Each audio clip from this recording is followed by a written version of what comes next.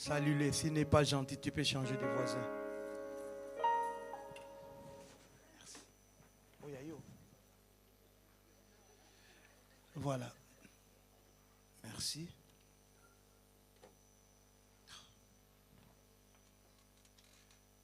Nous voulons salir nos bien-aimés qui nous visitent pour la première fois. Si vous êtes là, faites signe des mains. Nous allons vous dire bonjour. Juste signe des mains. Merci. Nous avons notre sœur qui nous vient de Châtillon, sur scène.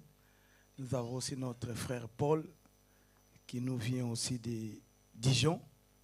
Voilà, donc nous allons vous accueillir avec joie, amour. Oui, je t'aimais de l'amour du Seigneur. Oui, je t'aimais de l'amour du Seigneur. Quand je vois à toi la gloire de mon roi, oui, je t'aimais de l'amour du Seigneur. Apprêtez-nous une fois. Trop faible. Une fois, deux fois, trois fois. Bienvenue dans la maison du Seigneur. Si donc après le culte, il y a des bien-aimés qui vont s'approcher de vous, ils vous diront quand même ce que nous sommes. Merci. Bienvenue. Je crois qu'on a parlé du 22 soirées de prière.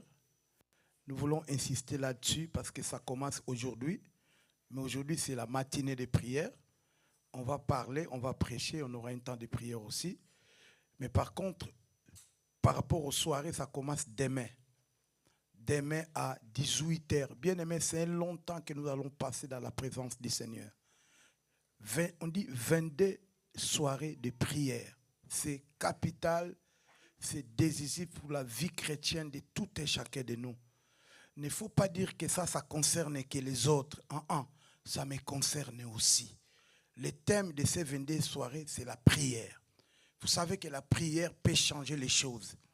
Là où on a dit négatif, la prière peut changer en positif. Donc, il nous reste que la prière, nous autres.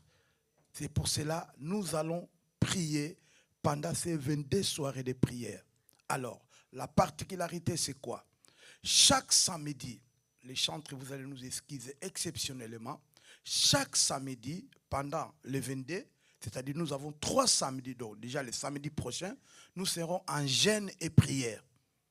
Ok? Jeûne et prière, ça va commencer à partir de minuit, vendredi minuit. Nous commençons chez vous à la maison, vous priez. Et à 15h, nous allons nous retrouver ici, à l'église. Toujours à l'attitude de jeûne et prière. Ok? Alors, il y a plusieurs jeûnes. Si vous pensez faire le jeûne à sec, vous pouvez le faire. À sec signifie, vous n'allez pas boire et ni manger. Et si vous pensez que vous ne saurez pas assez, vous pouvez faire les jeûnes humides. C'est-à-dire, vous buvez un peu d'eau, un peu de jus, ça passe aussi. Ou vous pouvez vous priver de quelque chose, ou les réseaux sociaux. En fait, c'est ça le jeûne. Tout ce que tu penses que quand tu laisses, ça te fait mal. C'est ça. C'est-à-dire, nous allons nous préparer pour ça. Donc, 3 samedis, nous serons ici dans la présence de Dieu à partir de 15h jusqu'à 18h. En prière. Nous nous préparons pour la fin de l'année. C'est compliqué, mais ta prière peut empêcher le diable d'agir. Amen. Tu ne m'as pas dit un amen bien. Amen. Dis à ton voisin, demain on commence à 18h. Dis-lui bien, à 18h, demain à 18h. Ça ne concerne pas que le papa, les mamans et les jeunes. Tout le monde. À partir de 18h, demain, nous serons ici. Amen. Voilà. Donc,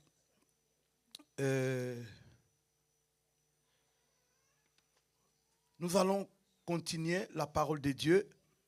Nous avons parlé la semaine dernière. Et déjà, nous déplorons aussi, chère maman. Hier, il y avait prière de maman. Hier, il y avait prière de maman. Je vais demander aux mamans qui étaient là de se mettre debout. Les mamans qui étaient hier à la prière, mettez-vous debout. Vous voyez?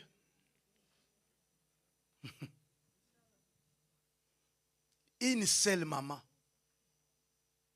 Et puis maman Frida aussi était là vraiment aussi.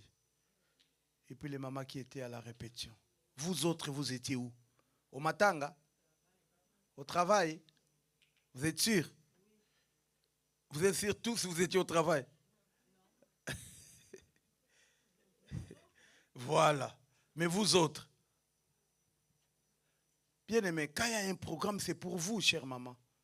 C'est pour vous. Personne, prévenez, vous avez vu, personne n'est venu. Parce que les papas ne vont pas venir. Même les jeunes, ils ne viendront pas parce que ce n'est pas leur programme. OK? Prochainement, nous devons veiller sur ça. Amen. Alors, nous continuons l'enseignement. Nous sommes en train de parler le temps de la fin. Nous avons parlé du grand rendez-vous qui nous attend, l'enlèvement de l'Église.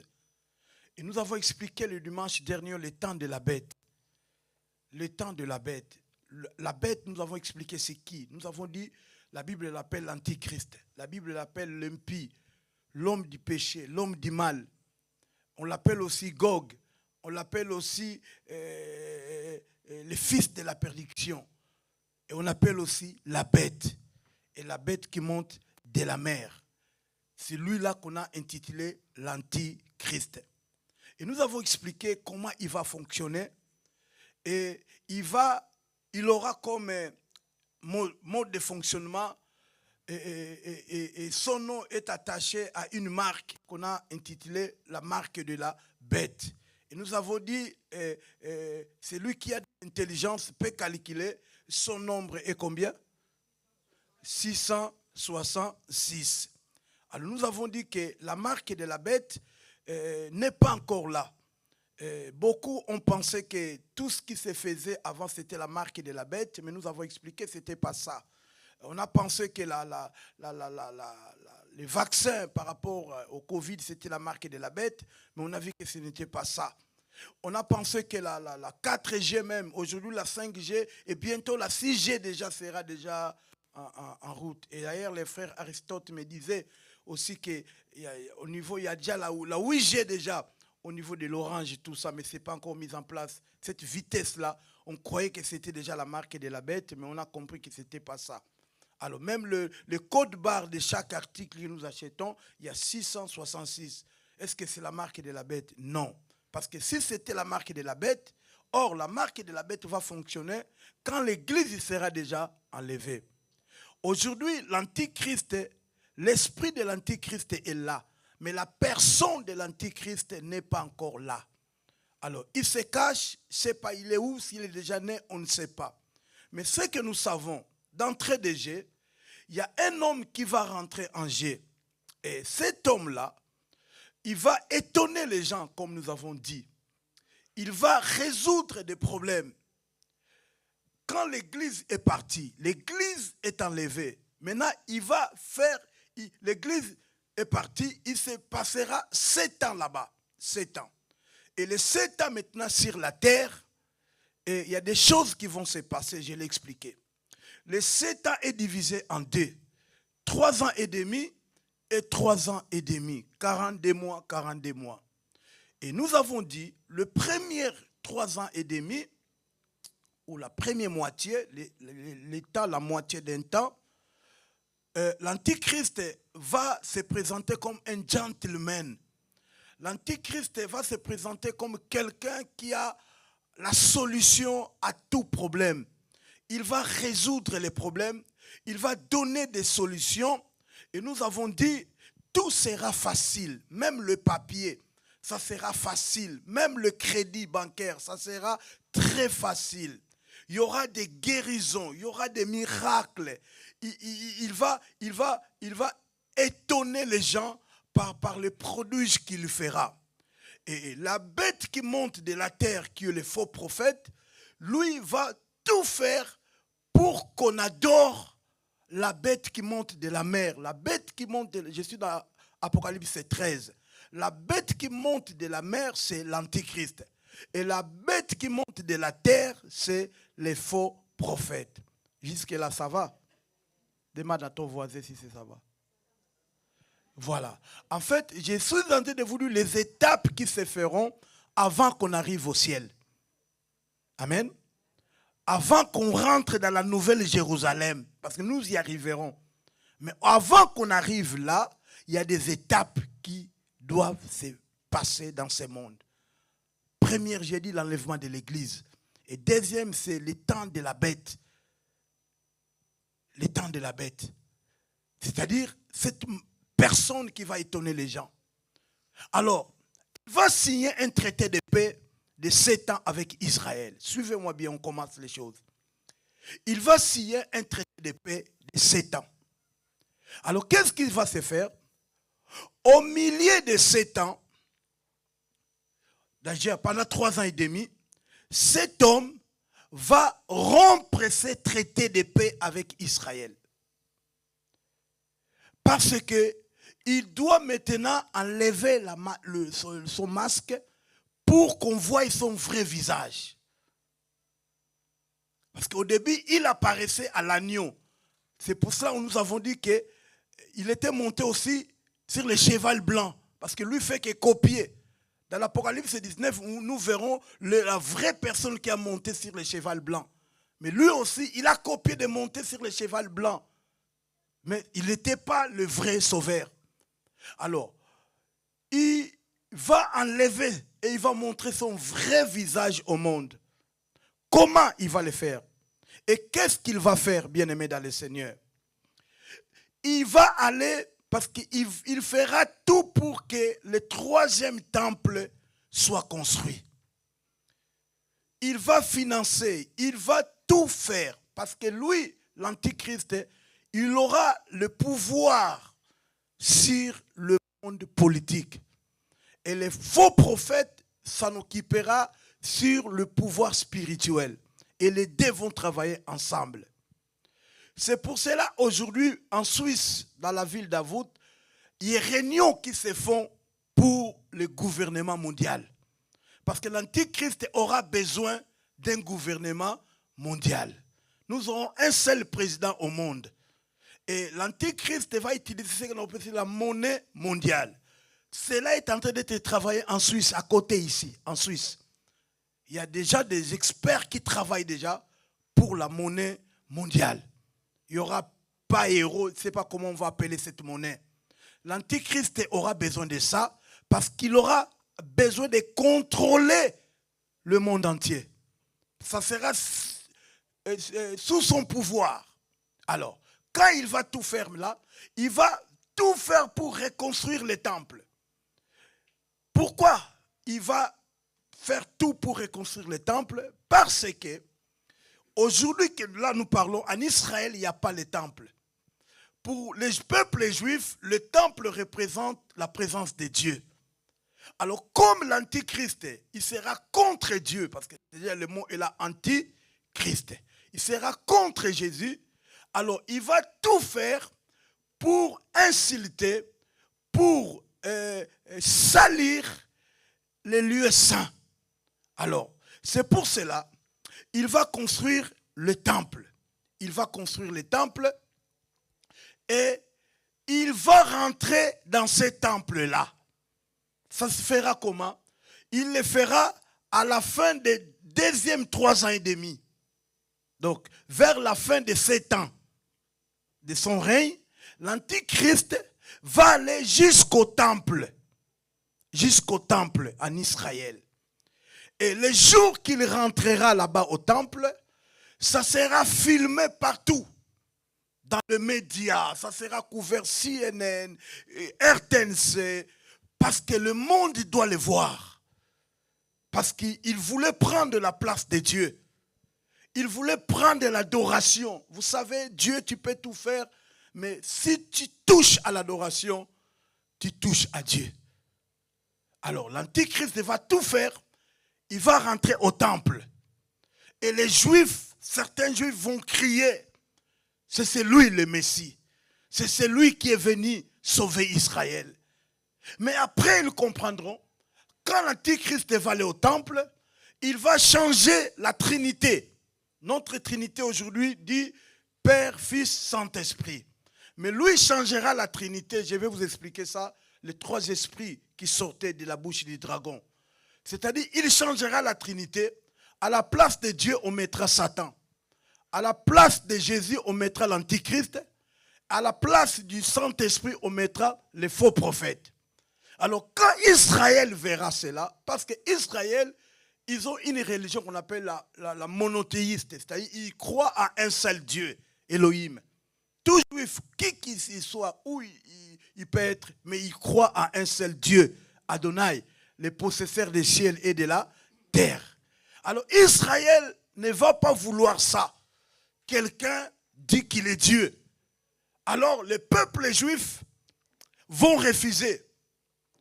Alors, comme ils vont refuser, l'Antichrist va maintenant commencer à éradiquer, à frapper, à tuer les Juifs. Alors, ils vont se rassembler quelque part. Écoute, c'est que qu'est-ce qui va juste provoquer cette colère de l'Antichrist? L'Antichrist, qu'est-ce qu'il va faire maintenant quand le peuple va respecter? Luc chapitre 21, 20 à 24. Luc chapitre 21, 20 à 24. Vous verrez les armées ennemies tout autour de Jérusalem. Alors vous aurez que la ville, vous saurez, pardon, que la ville sera bientôt détruite. 21. À ce moment-là, ceux qui seront en Judée devront fuir dans les montagnes. Ceux qui seront dans la ville devront quitter ceux qui seront dans les champs et ne devront pas entrer dans la ville. 22. Voilà comment Dieu punira son peuple ces jours-là. Et c'est écrit dans les livres saints et cela arrivera. Quel malheur ces jours-là pour les femmes enceintes et celles qui allaitent leurs bébés. Oui, les gens de ces pays souffriront beaucoup. Le peuple recevra sa punition. 24. On tuera certains avec des armes et les autres, on l'amènera prisonnier dans tous les pays. Des gens qui ne connaissent pas Dieu détruiront complètement Jérusalem. Mais cela durera seulement jusqu'au moment où leur temps sera fini. Bien-aimés.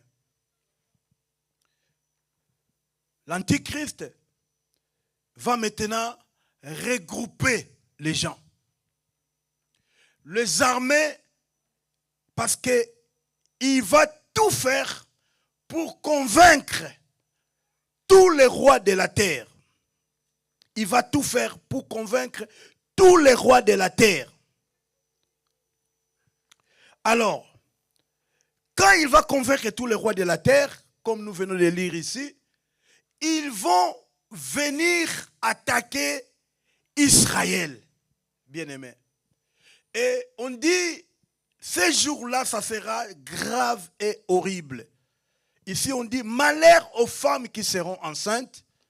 C'est pour cela, si vous avez l'occasion, bon, vous n'êtes pas juif, ça ne vous concerne pas. J'allais vous dire, il faut déjà vous mettre au monde, mettez déjà au monde.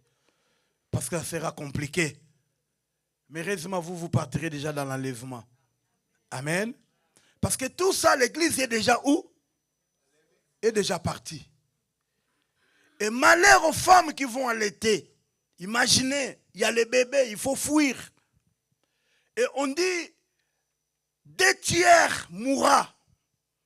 Israël, il n'y a que 12 millions d'habitants. Si c'est 2/3 qui meurent, combien qui vont rester? Et la Bible dit, 1/3 va fuir à l'étranger et ils vont dans une ville que Dieu a réservée pour protéger. Les gens pensent que c'est la Cisjordanie, la ville de refuge. Parce que là, l'Antichrist ne pourra pas y arriver. Mais comment y aller? Parce que la Bible dit, quand ça va commencer, si tu es à Jérusalem, tu ne peux pas sortir. Si tu étais dehors de Jérusalem, tu ne peux pas rentrer. Alors, l'Antichrist va regrouper toute son armée et ils vont se retrouver dans un lieu. Et ce lieu-là, la Bible l'a appelé Armageddon. Armageddon. Armageddon, c'est en hébreu. En fait, c'est la vallée de Josaphat. J'ai vu ça dans le vidéo. Et on a montré comment ce terrain, où sera la bataille finale, où sera la guerre finale que nous appelons la troisième guerre mondiale. Et ce terrain-là, c'est là où vont se préparer les choses. Toutes les armées du monde vont se retrouver là-bas. En fait, chaque pays va envoyer une délégation. Les Congolais vont envoyer une délégation. Les Angolais vont envoyer une délégation. Les Chinois vont envoyer une délégation. Les Français, même l'ami d'Israël, les États-Unis. Tous les pays seront contre Israël. Bien-aimés dans le Seigneur. Quelle souffrance, quel malheur. Quel malheur pour Israël. Ils ne seront plus, ils ne pouvaient rien faire. Ils seront bloqués. Parce que le diable a pu réussir pour convaincre tous les rois de la terre pour attaquer Israël. Aujourd'hui, ne vous étonnez pas qu'il y ait l'antisémitisme. Pourquoi beaucoup de peuples sont contre Israël? Depuis le temps, depuis 1948, Israël a été toujours vainqueur. Il a fait de guerre et de guerre. En 1948, en 1956, la guerre de Yom Kippour, Israël a toujours été vainqueur. Posez-vous un peu la question. Et là, nous parlons, Israël tient, je ne sais pas, 3 ou 4 guerres. Ils combattent contre l'Iran, contre le Hamas, tout ça, mais Israël est toujours invaincu. Il y a combien d'habitants en Israël? Il n'y a que 12 millions, c'est un petit pays. Mais comment il tient le coup, bien-aimés dans le Seigneur? Mais ces jours-là, Israël ne pouvait rien faire. Parce qu'ils doivent coincer Israël. Coincer Israël pour l'Antichrist, c'est d'avoir de la victoire. Parce qu'Israël, c'est un peuple que Dieu avait choisi. La Bible dit, il a aimé Jacob, il a haï Ésaü. Dieu, ça s'appelle les droits souverains. Dieu a des droits souverains. Alors, Israël va souffrir, bien-aimé dans le Seigneur. Israël va pleurer. Israël va se mettre à genoux. Il sera contre le mur. Il ne pouvait rien faire. Les États-Unis ne viendront pas l'aider. Alors, toutes les montagnes d'Israël seront encerclées par des armées. Il y aura des Chinois, des Russes, des pays musulmans. Tout ça juste pour écraser Israël, bien-aimé dans le Seigneur. Quel temps de douleur pour Jacob. Quel temps de malheur pour Israël. Alors, mais écoutez, écoutez bien-aimés. Dans cette vallée de Megiddo, vallée de Josaphat, il y avait déjà plusieurs combats qui se sont déjà passés là-bas. Souvenez-vous de Gédéon avec les Madianites, la guerre s'est passée dans cette vallée de Josaphat. Alors, maintenant, cette vallée est réservée. Quand j'ai lu les commentaires, j'ai vu la vallée est en face de la ville de Nazareth. Or, pour ceux qui connaissent bien la Bible, ils savent, Jésus a grandi où? Dans la ville de... Et il est né où? À Dijon. À Bethléem. Mais il a grandi à Nazareth. Or, la vallée est en face de Nazareth. Donc, je me suis dit, prophétiquement par là, Jésus regardait déjà. Il savait, en tant que Dieu, il savait déjà que ce terrain, il y aura des choses qui vont arriver dans ce terrain-là. Parce que le hasard dans la Bible, le hasard n'existe pas dans la Bible. Pourquoi Jésus devait grandir à Nazareth en face de la vallée de Megiddo, là où se passera la guerre, le préparatif pour aller attaquer Israël, la guerre d'Armageddon. Qui a déjà entendu parler d'Armageddon? Voilà. C'est ce qu'on appelle la troisième guerre mondiale. Aujourd'hui, même si Poutine dit ceci, même s'il prépare ses armées, s'attendez, si vous essayez le nucléaire, il n'y aura pas la guerre. Que personne ne vous trompe. Rien. Tout ça sont des intimidations. Parce que si la guerre mondiale se déclenche là, c'est que tu es resté. C'est que l'Église est déjà enlevée. Nous qui connaissons la Bible, c'est pour ça que la Bible dit, quand vous entendez ça, n'ayez pas peur. Parce que vous savez déjà. Même si Poutine menace, Trump menace, nous qui lisons la Bible, qui connaissons la prophétie, on n'a pas peur de ça, Yaya. Parce que nous savons, l'Église est encore là. Mais quand l'Église partira, l'Église, c'est ça. Les chrétiens, nous sommes la lumière du monde. Nous sommes le sel de la terre. Quand il n'y a plus le sel, que vient la nourriture? Fade. Vous comprenez? C'est-à-dire, quand l'Église est enlevée, quand la lumière du monde est enlevée, il y aura les ténèbres sur la terre. Et il y aura la putréfaction, la pourriture. Maintenant, l'Antichrist va faire son travail. Alors, Israël ne pouvait plus rien faire, bien-aimé dans le Seigneur. Mais écoutez la bonne nouvelle pour Israël. Israël va chanter le psaume 121, pardon. Je lève mes yeux vers là. D'où me viendra le secours me vient de qui a fait les ciels et là. Bien-aimé dans le Seigneur, Israël va crier. Il va crier à Jésus. Et écoutez, j'ai préféré qu'on lise ça ensemble, bien-aimé dans le Seigneur. Prenez avec moi Apocalypse 17. Apocalypse 17, le verset 14. Apocalypse 17, le verset 14. Apocalypse 17, le verset 14. Ils vont lutter contre l'agneau. Ils vont lutter contre l'agneau, mais l'agneau sera vainqueur. Parce qu'il est le Seigneur des seigneurs et le roi des rois. Ceux que Dieu a appelés et choisi, ses fidèles, seront aussi vainqueurs avec lui. Ah, tu n'as rien compris, bien-aimé. Je vais t'expliquer ça clairement. Prenez ta Bible aussi. Samuel a fait une très belle lecture. Maintenant, prends ta Bible. Nous allons lire ça ensemble. J'ai dit, finis les Bibles électroniques. Cherchez les Bibles en papier. Parce que l'Antichrist ne va plus utiliser les Bibles électroniques. Vous qui avez les Bibles dans les téléphones.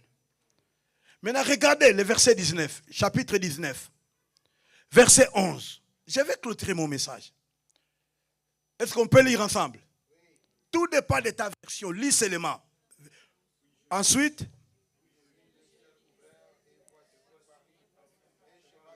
stop. Il y a un cheval, hein? On y va? Ah, c'est lui qui est monté. Maintenant, tu vois, l'autre fois, on a vu le cheval blanc, mais celui qui est monté, ce n'était pas ce nom-là. Mais ici, dans ce cheval blanc, on a vu son nom, c'est comment? Pas fidèle, Mbadou, hein? Mais fidèle et... On y va? Juge et combat avec... On y va? Ses yeux comme une flamme de... On y va? Voilà.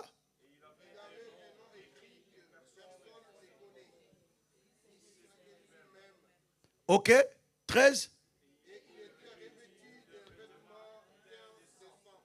Voilà. Son nom est quoi? On y va?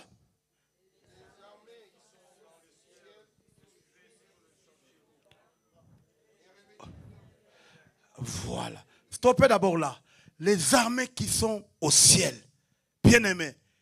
Quand Israël ne pourra plus rien faire, bien-aimés. Quand Israël sera dormir, il ne pouvait rien faire.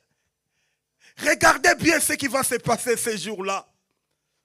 Les médias, parce que tout le monde va couvrir cet événement, parce que honte à Israël Où est leur Dieu?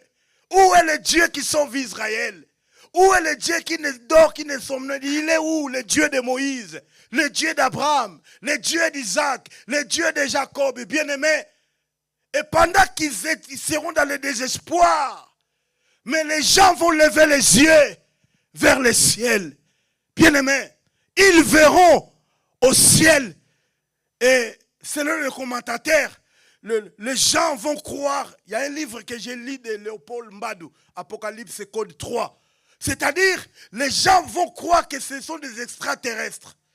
Et ils vont venir du ciel, bien-aimés dans le Seigneur. Et c'est toute une armée. Et devant, il y a un commandant. Maintenant, on nous détaille comment sera la tenue du commandant qui sera devant cette armée. Continuez. Les armées du ciel les suivent sur des chevaux blancs.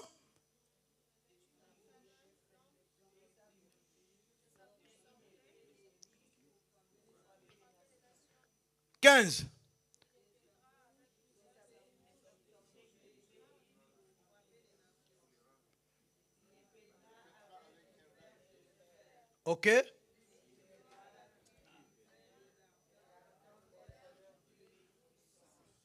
Voilà. 16.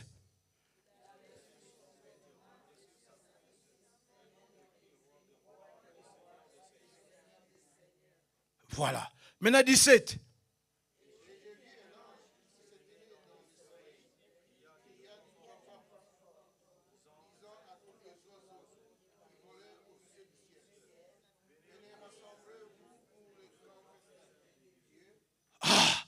Venez rassemblez-vous pour le grand festin de... Ils vont manger quoi?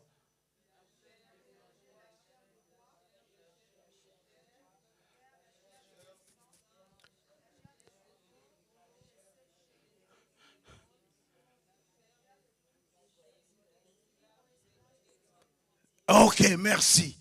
Yaya, ces jours-là, le média, BFM TV, France Télévision, France 24, ils vont assister à un scénario impossible. Bien-aimé, le roi des rois, lui-même sera devant. Et vous savez, il sera avec qui? Vous savez, il sera accompagné avec qui?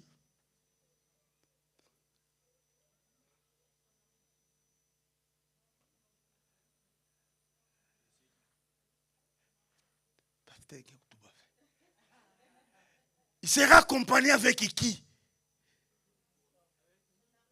Yaya, nous serons derrière Jésus. Abraham sera là, Moïse sera là, David, psaume 23 sera là, Jérémie sera là, Élie le prophète de feu sera là, notre frère Marc qui nous a quittés sera là. Tous les saints qui sont partis, ils seront avec Jésus. Nous allons descendre, bien-aimés. Nous allons descendre pour défendre Israël. Et personne ne pourra résister. Même les Chinois, même les Russes. La Bible dit, juste par le souffle de sa bouche, il dira seulement...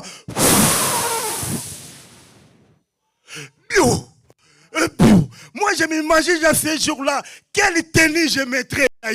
Je descends commando parce que nous sommes venus pour la guerre, parce que devant nous il y a le commandant, le roi des rois, le Narcisse de Saron, la liste des valets, El Shaddai, El Elyon, le roi des rois, le fidèle, celui qui dit un mot et la chose s'accomplit, le ressuscité du troisième jour. Quand lui ferme, personne ne peut ouvrir. Quand lui ouvre, personne ne peut fermer. Et nous les Congolais, nous l'appelons Igoué. Alléluia. C'est lui qui sera devant les combats. Et personne ne peut résister. Et même les Russes ne pouvaient pas résister. Même les Chinois, même les Américains, ils ne pouvaient pas résister. Parce que c'est lui qui est monté sur le cheval. C'est lui qui a le pouvoir sur toute chair, sur le monde entier. C'est lui qui a pris la responsabilité.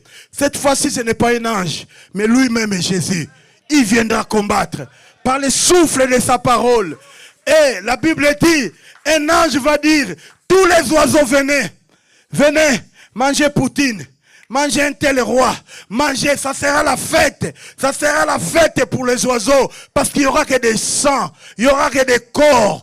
Partout, partout, partout, partout. Parce que lui-même est venu, parce qu'on l'a appelé, et il est venu pour sauver Israël. Ça veut dire, quiconque invoquera le nom du Seigneur Jésus-Christ sera sauvé. Alléluia. Et quand Israël va vaincre, et nous, et Israël, avec les autres, il va nous faire introduire dans un thème que nous parlerons, le millénium. Les lieux de repos. Maintenant, venez vous reposer pendant 1000 ans. Maintenant, qu'est-ce qu'il va faire? Il va prendre les faux prophètes. Il prend l'antichrist. Il les arrête. Il les met déjà en enfer. Et il partira déjà en enfer avant. Amen. Est-ce qu'on peut prier?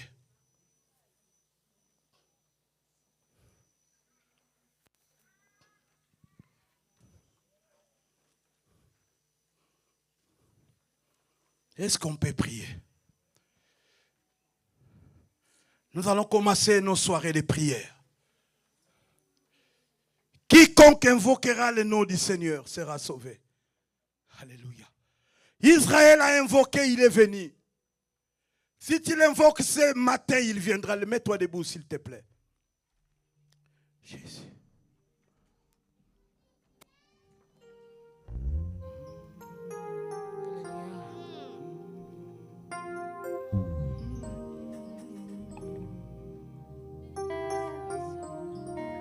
Jésus.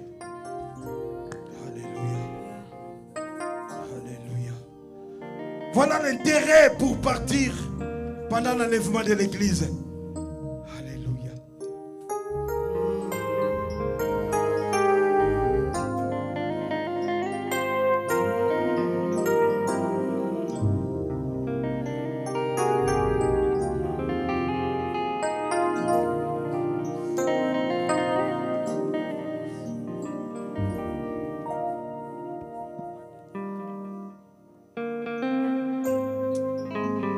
Bien-aimé, nous allons prier. Prie ton Dieu là où tu es. Seigneur, j'ai besoin de toi dans ma vie. Sans toi, ces événements, comment je vais les vivre? J'ai besoin de toi, Jésus. Est-ce que tu peux prier à Dieu? Dis, j'ai besoin de ton secours. J'ai besoin de toi, viens m'aider. Tu connais mes failles. Tu connais mes faiblesses. Je viens, Seigneur, auprès de ta voix. Aide-moi. Aide-moi, aide-moi, aide-moi, Jésus. Est-ce que tu peux ouvrir ta bouche et prier? Et demande l'aide de Dieu. Demande le Saint-Esprit pour t'aider. En toi-même, tu ne sauras pas. En toi-même, tu vas abandonner. En toi-même, tu vas chercher la vie chrétienne. Dis, Seigneur, j'ai besoin de toi. J'ai besoin de toi, Jésus. On ne te fie pas par ta force. Ne te fie pas par tout ce que tu es. Mais compte sur Dieu. Compte sur Dieu. Compte sur sa grâce, compte sur son amour, compte sur sa pitié. Alléluia. Alléluia. Béni soit son nom. Alléluia. Il est digne de louange. Seigneur, j'ai besoin de toi. J'ai besoin de toi, Jésus. J'ai besoin de toi, Jésus. Béni soit son nom, il est digne. Oh, nous chantons dans le ciel, nous chanterons. Alléluia. Sois manifesté. Béni soit Jésus, j'ai besoin de toi. Sans toi, je ne peux rien, Jésus. J'ai besoin de ta vie. J'ai besoin de toi.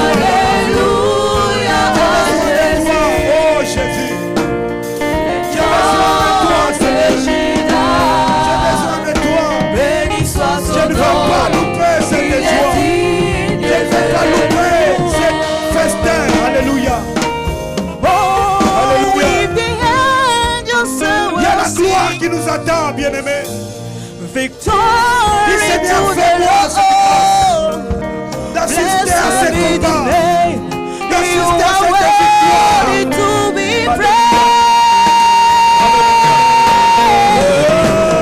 Hallelujah to Jesus, the Lion of Judah.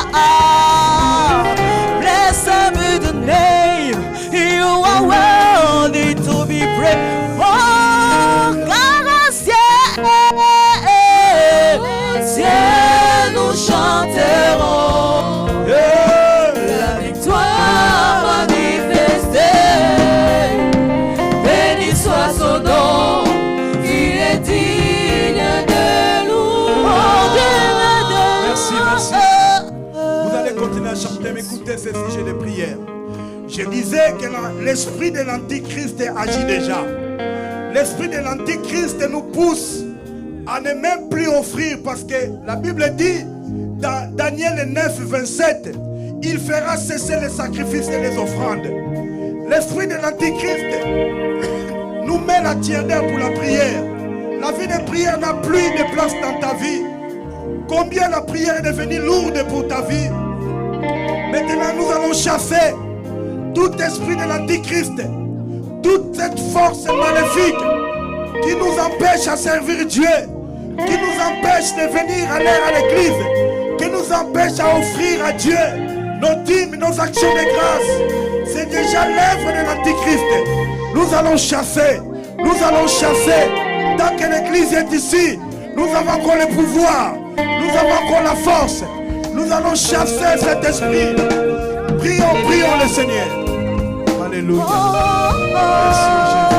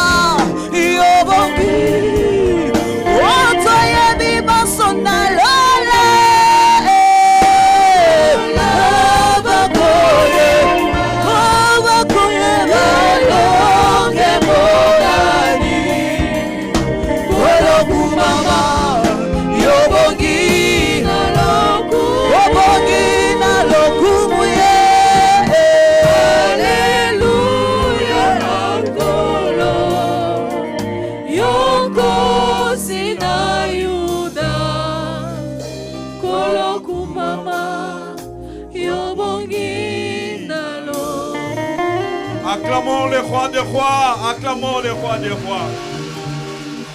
Écoutez bien-aimés, écoutez bien-aimés.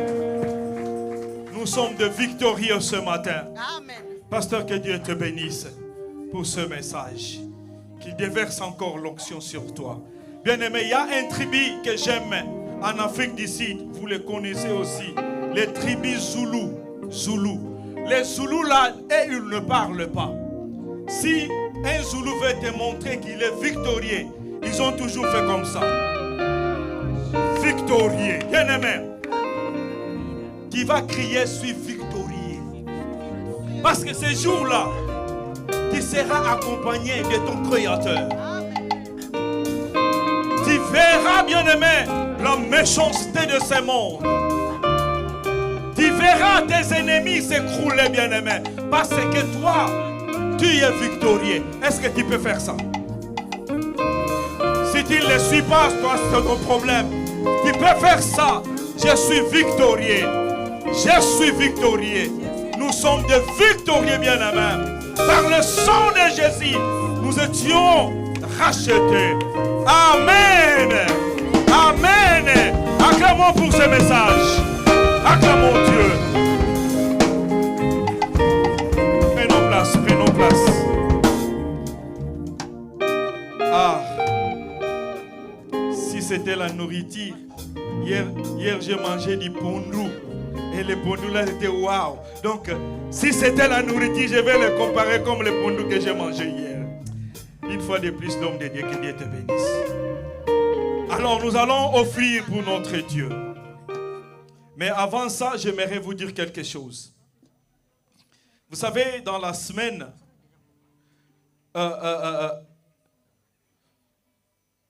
nous avons célébré par message, par les audios, l'anniversaire du pasteur Raymond. Il lui a plu que